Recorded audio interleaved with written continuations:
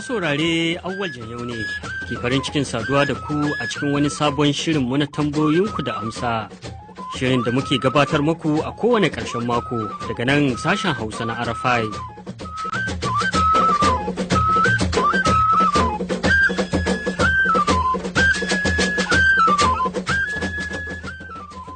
Shirin da yana ɗauke ne da tambayoyi da amsoshin masu sauraronmu da suka aiko a hanyoyin aiko da saƙonnin shirin da muka sanar. Kuma ba tare da ɓata lokaci ba, bari mu saurari tambaya ta farko. Salamu alaikum.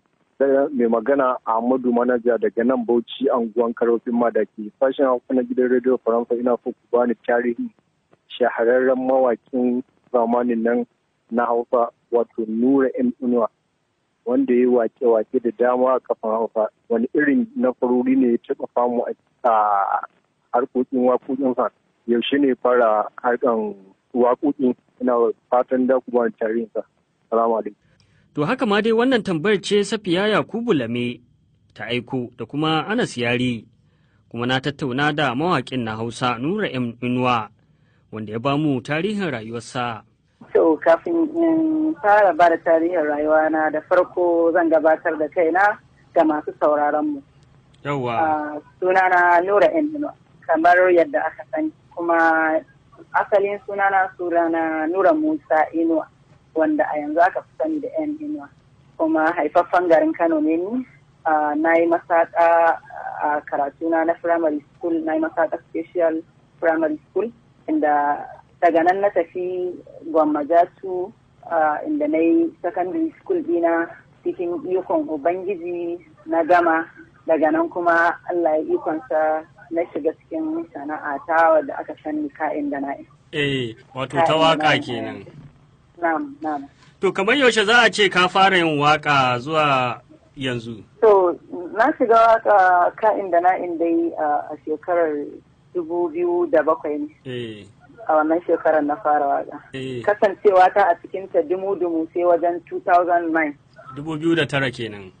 2009 a nan ne na shiga na jingina komai da nake yi na rungume ta ita kaɗai. To kamar za a ce ka fara wakar a wani mataki ko wani bagire ka fara ganin ka tsinci kanka a cikin bagire na wakar ɗin? To na tsinci kaina gaskiya tun bani da wayo tun ina yaro. Ban san ma ya nake yin wakar ko launin waka ba. Asali ma tun ban ma san wani yana yin waka ba ni gaskiya nake waka. Kasancewar tun ina yaro ba na iya gane komai. Idan aka dake ni nakan yi waka, in an ɓaci karanta min rai ma haka nakan yi waka. To daga baya ne bacin kuma na shiga da wakar ka'in da ina yi sai nake gane mutane a bacin ina wayo haka sai na fara jin ta mutane. To da na fara jin waƙoƙin mutane kuma still ni ma sai na ci gaba da dorawa daga inda nake. To kamar za a ce yawanci za a ga mawaka sukan dan fara ta yabon annabi kafin su je a wasu fannoni da dama. Ko kai ma haka abun yake? To na yi wake-waken yabo amma a makarantar mu ta dare. Amma tun asali kamar yadda na faɗa maka ina yaro na fara waka, sannan bacin na girma na fara kallon fina-finai. Nan ma duk fim ɗin da na kalla an yi waka ni ma sai na yi tawa ta soyayya. Idan ka ce fim kamar fim na Hausa ko na Indiya ko ne? Yawwa fim na Hausa, idan na kalla fim sai ni ma na yi waka ta kawai ta jin daɗi, ta farin ciki ko ta soyayya. Kawai nake yi wannan shine yasa wakar da na fi ba ƙarfi kenan ɓangaren soyayya. Amma daga baya a makarantar daren mu kuma shikenan sai nake ta kafin in fara shiga studio haka da ringa rera a asalin waƙoƙin da aka san da su din a yanzu haka. Sai nake yin ta yabo haka. Wata ran in yi da kaina a makaranta in ana maulidi a Mambari. Wata ran kuma in rubuta wa mata haka su rera. To kamar za a iya cewa wace waka ce ka fara yi har aka san ka da ita? To gaskiya waƙoƙin da na fara yi aka sani da su gaskiya da yawa ne, kusan ni lokacin ba waka ɗaya ba. Da yawanci in waka ɗaya ce za ka ji mutum kamar ta ma zama kamar wakar da za a ringa cewa wane ne kaza. Misali da a ce wata wakar ce guda ɗaya wacce ta fito da ni da tuni kaji ana cewa misali kamar rai dai. Da tuni kaji ana cewa Nura ne rai dai. To alhamdulillah lokacin da na zo waƙoƙi na yi da dama wanda suka fito kusan lokaci guda aka kuma sani da su a ciki din akwai irin su zurfin ciki su rai dai, su laifin daɗi, su zabba uku ni sai ba, su zarar bunu da sauransu dai haka wanda aka sani da. To kamar a lokacin da ka fara yin wannan waƙoƙin za a iya cewa kana ɗan shekaru nawa kenan? Daga lokacin da na fara wannan waƙoƙin ina da shekara 21 a duniya. Yanzu kuma kana shekaru nawa? Yanzu haka ina da shekara kuma 26 a duniya.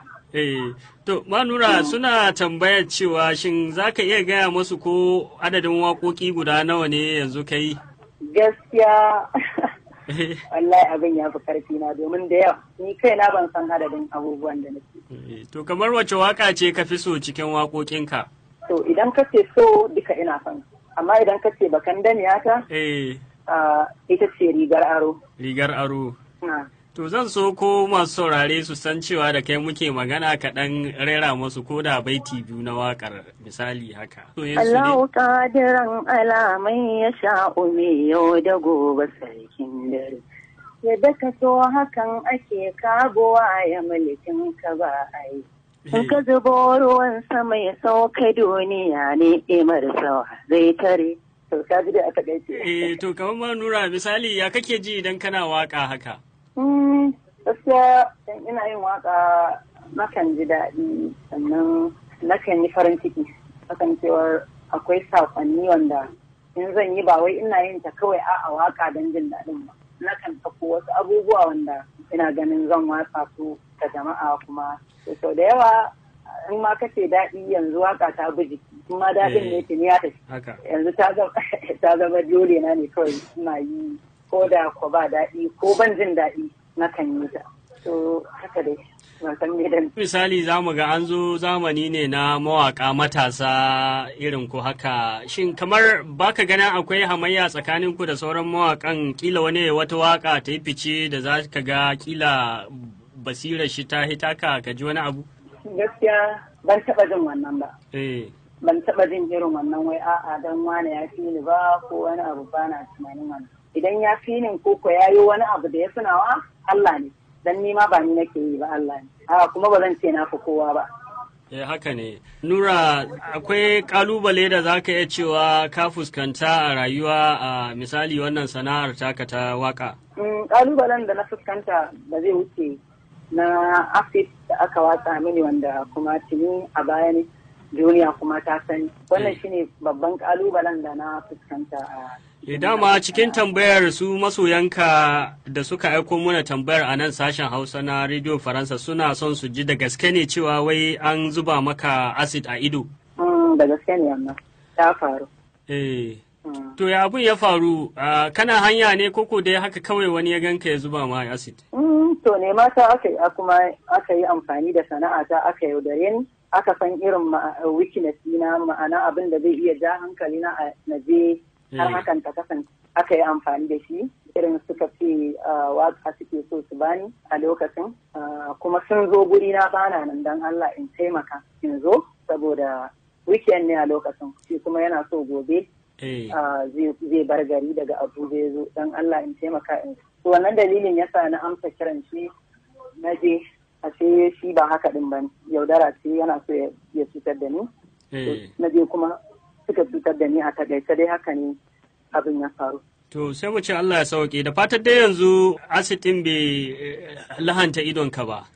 Alhamdulillah babu damuwa ina gani. To misali akwai wani abu da zaka iya gaya ma masoyanka su ji daga bakinka? Abin da zan iya cewa da masoyana ina godiya ina alfahari da su ina kaunar su kamar yadda suke kauna. To, mun gode kwarai da ka ba mu lokacinka har muka tattauna da kai, sai dai muna bin ka bashi ba kai ma Radio Faransa waka ba. To, insha Allah, Allah ya dan sauke wannan nauyi. To, mun gode kwarai.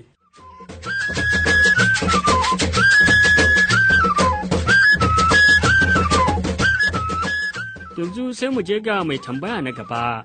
Sunana Ummi Garba na Kwalo Ajaura, a madadin Usaina Umar Fo'eba Gashuwa da yana Garba Sabiola Zainab Umar Adamu, muna so a ba mu tarihin shugabar asusun ba da lamani ta duniya Christine Lagarde. To ga abokin aiki na Abdullahi Isa dauke da tarihin Christine Lagarde. A birnin Paris aka haifi Christine Madeleine Odette Lagarde a ranar 1 ga watan Janairun shekara ta 1956 kuma ta fito a gidan malaman ilimin harshe da kuma adabi. Mahaifinta Robert Lalouette farfesan Ingilishi ne, mahaifiyarta kuma malama ce a fannin adabin harshen Faransanci. Lagarde ta yi rayuwar kurciyarta a Le Havre yankin arewa maso yammacin Faransa, inda ta yi karatunta na boko mataki na farko har zuwa mataki da ta zama malamar makaranta a Claude Monet na Le Havre. A shekara ta 1973 ne Lagarde ta samu tallafin karatu daga Amurka zuwa makarantar Holton's Arms Schools ta mata a Maryland. Sannan ta samu digirinta na biyu akan Ingilishi da shari'a a Jami'ar Paris West a Nanterre da ke Faransa. Lagarde kwararriyar lauya ce kuma 'yar siyasa kafin ta zama shugabar hukumar bayar da lamuni ta asusun duniya IMF a ranar 5 ga watan Yuli shekara ta 2011. Lagarde ta yi aikin shari'a a wani babban kamfanin kasar Amurka tun daga shekara ta 1981 har zuwa shekara ta 1999 da aka nada ta shugabar kamfanin. Lagarde ta rike mukamin minista a ma'aikatu da dama a Faransa da suka hada da ministan tattalin arziki da kuɗi da samar da ayyukan yi. Sannan ta taɓa rike mukamin ministan noma da ministan cinikayya a gwamnatin Dominique de Villepin. Lagarde ta kasance mace ta farko da ta rike mukamin ministan kuɗi a kasashe 8 masu karfin tattalin arziki a duniya, kuma ita ce mace ta farko a matsayin shugabar hukumar ba da lamuni ta duniya ta IMF. Lagarde ta gaji Dominique Strauss-Kahn ne a matsayin shugaban hukumar asusun lamuni na duniya a ranar 5 ga watan Yulin shekarar 2011. Lagarde na daga cikin mutane 11 a Turai da suka taɓa jagorantar hukumar lamuni ta duniya. A shekara ta 2014, mujallar Forbes ta saka sunan Lagarde a matsayin na 5 cikin jerin masu karfin fada a ji a duniya. Sai da a watan Agusta, kotun Faransa ta bayar da umarnin kaddamar da bincike akan rawar da Lagarde ta taka lokacin da ta rike mukamin ministan kuɗi game da badakalar kuɗi da ta shafi attajirin Faransa Bernard Tapie. A watan Disamba shekarar 2015 ne kotun Faransa ta buƙaci Lagarde da gurfana gabanta kan kwangilar Tapie da ta sanya wa hannu da suka kai kuɗi kimanin euro miliyan 400. Lagarde na da 'ya'ya biyu da ta haifa tsakaninta da mijinta da suka rabu.